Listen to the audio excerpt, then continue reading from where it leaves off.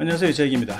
영어를 잘하고 싶은데 뭘 어떻게 해야 하는 건지 잘 모르겠다 하시는 분들 무조건 단어 공부하시면 됩니다.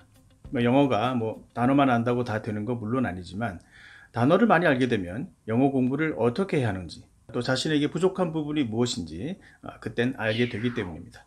단어는 영어 학습에 있어서 기본 중의 기본입니다.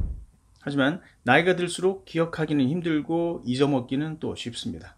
심지어 새로운 단어라면 최소 7가지 다른 맥락에서 접해야만 내 것이 된다고 했습니다. 자, 도대체 단어 공부는 어떻게 해야 할까요? 영단어와 한글 번역을 기계적으로 달달 외워봤자 다음 날이면 70~80%가 망각의 이슬로 사라집니다. 문장 속에서 맥락을 통해 익히는 방법이 가장 좋기는 하지만 승질급한 우리들에겐 지속 가능한 방법이 결코 아니지요. 영단어는 무조건 외우는 것이 아니라 반드시 이해가 우선시 되어야 하고 또 단어의 이미지를 형상화할 수 있어야 합니다.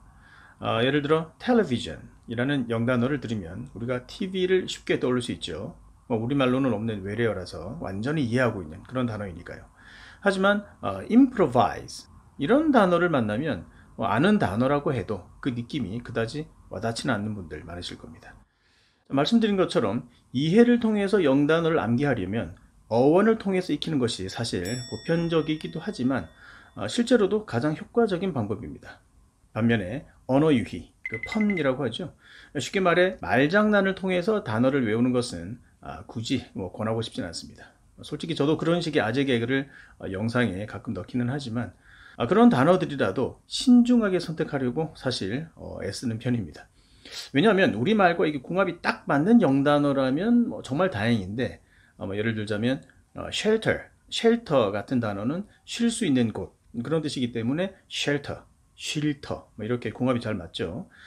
그리고 서식지 habitat, 햇빛 따뜻, 햇빛 따뜻한 서식지 이런 것도 분명히 도움은 되죠.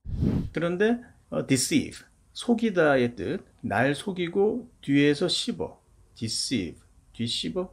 자, deceive 언뜻 보면 괜찮아 보이지만 나중에 deceive의 뜻이 뒤에서 씹는다, 험담하다 이렇게 오염이 될 수도 있습니다. 자, deceive 속이다의 뜻입니다. 헷갈리시면 안 돼요. 사실 말이 나온 김에 제 초창기 영상을 보시면 ignore 무시하다를 설명하면서 이거 놓아 이렇게 설명하는 장면이 있습니다. 이거 놓으란 말이야. 잠깐만요. 하면서 나중에 노란 말도 나오고 완전 난리도 아니었죠. 많은 분들이 이게 정말 기억에 남는다고들 하시는데 저는 이 부분이 사실 마음에 많이 걸립니다. ignore는 무시하다의 뜻이긴 하지만 저런 식으로 이거 놓으라고 막 소리치면서 사람을 무시하는 그런 무시가 아니라 알고도 모른 채 하는 그런 조용한 무시 혹은 그냥 대수롭지 않게 생각하고 그냥 지나가 버리는 그런 의미의 무시하다의 뜻입니다. 물론 그 뒤에 이런 설명을 덧붙이긴 했지만 이미 여러분의 기억 속엔 노란 말만 강렬하게 남아있더군요. 자, 다시 한번 강조합니다. 영단어는 어원 설명이나 예문을 보면서 그 단어의 참뜻을 이해하려고 하는 과정에서 암기를 해야 합니다. 시간은 좀 걸리겠지만 결국엔 시간을 아끼는 방법입니다. 단어를 보고 들으면 형상화할 수 있어야 합니다. 구글 검색창에 영단어를 써놓고 이미지를 검색하는 방법도 아주 괜찮습니다. 자, 그런 상태에서 7개 이상의 다양한 맥락을 통해 그 단어를 접하게 되면 온전히 내 것이 된다. 자, 이런 말씀입니다. 그러면 어원을 통해서 단어를 외우면 뭐가 좋은 건지 실제로 알아보도록 하겠습니다. 내일 아침에 몇 개나 기억하시는지 확인해 보시기 바랍니다. 아까 처음에 나왔던 단어로 시작해보죠. improvise. 어원을 분석해 볼까요? 접두어 in과 pro 그리고 어근 vise로 이루어진 단어입니다. in은 not의 뜻을 가진 부정의 접두어입니다. 거의 not 아니면 글자 그대로 안쪽 in이나 강조의 접두어로 사용됩니다. 가끔 on, upon의 뜻도 있고요. 여기서는 이제 not의 뜻인데 뒤에 오는 단어가 이제 pro, p로 시작하기 때문에 발음의 편의상 im으로 바뀐 겁니다. inpro보다는 impro가 더 편하니까요. pro는 앞으로, 말 그대로 앞으로, 앞에 for의 뜻입니다. this는 이제 to see, 보다의 뜻이고요. 그래서 앞에 볼 수 있도록 하지 않다는 뜻의 동사입니다. 정리해보면 어떤 일을 해야 하는데 앞에 보이는 것 없이 아무 준비 없이 즉석에서 임기응변으로 처리한다라는 뜻입니다. 앞에 뭐 보이는 게 없으니까 악보 없이 즉흥적으로 연주한다라는 뜻도 있습니다. 하여간 뭐든 즉석에서 준비 없이 뭔가를 해야 할 때 쓰는 단어가 바로 improvise입니다. 참고로 명사형은 improvisation입니다. 즉석에서 하기.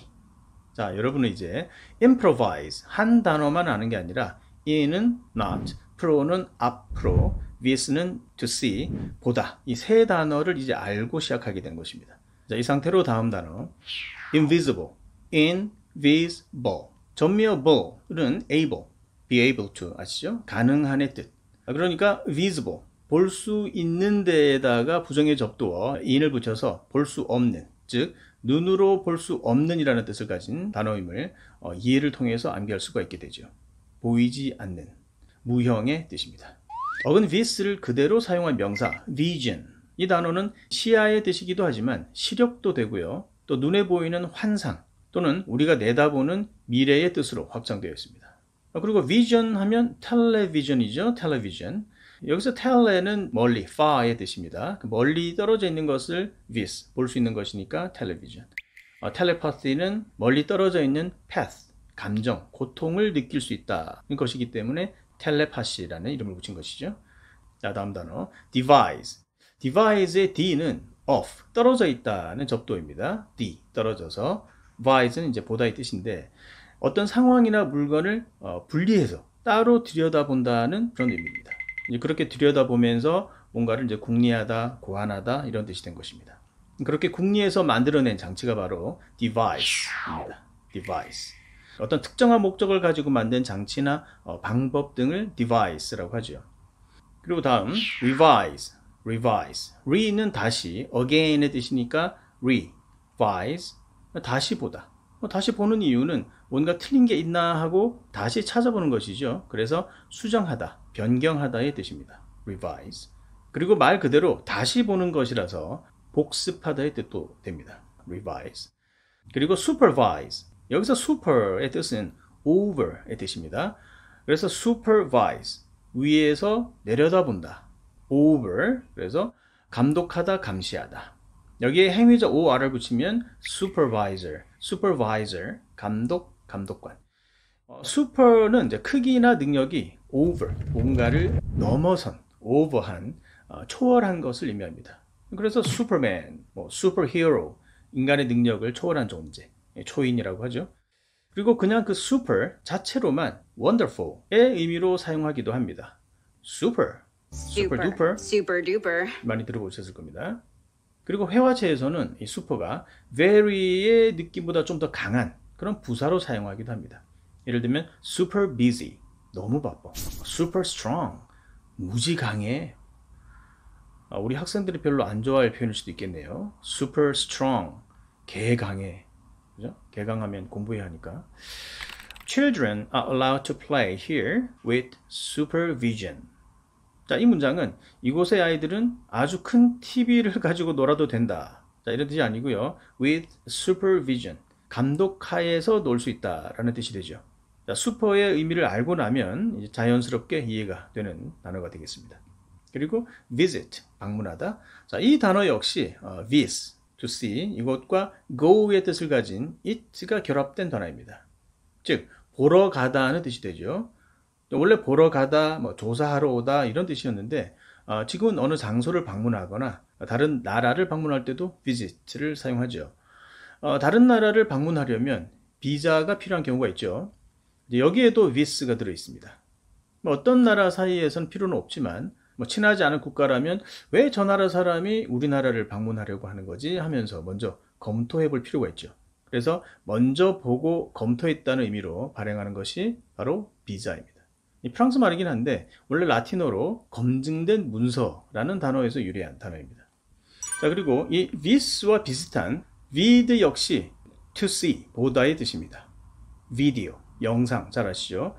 자, 그렇다면 provide, 앞으로의 vide, 보다. 그래서 앞을 미리 본다는 의미가 들어있죠. 그래서 미래를 내다보고 미리 대비시킨다는 의미에서 뭔가를 제공하고 공급한다는 그런 뜻으로 발전한 것이 바로 provide입니다. 명사형 provision은 공급, 대비의 뜻이 되고요. 그리고 evident, 여기서 e는 원래 접두어 ex의 형태인데 발음의 편의상 x는 탈락된 것입니다. out, 밖의 뜻이죠. 그래서 x with, out to see, 밖으로 보이는 것, 즉 분명한, 눈에 띄는 의 뜻이고요.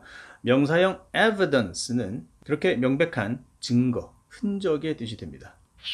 자, 이거 외에도 vy, voy 이런 데에서처럼 이제 this에 변형된 단어도 좀 있습니다. 예를 들어 envy는 부러워하다인데 여기서 n은 in의 변형인데요. upon, on처럼 이제 붙어있다 뜻입니다. 그러니까 on see, 너무 부러워서 눈을 떼지 못하고 부러워한다는 뜻입니다.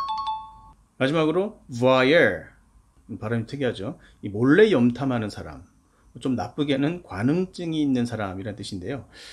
근데 딱 보기에도 보여 같지 않나요?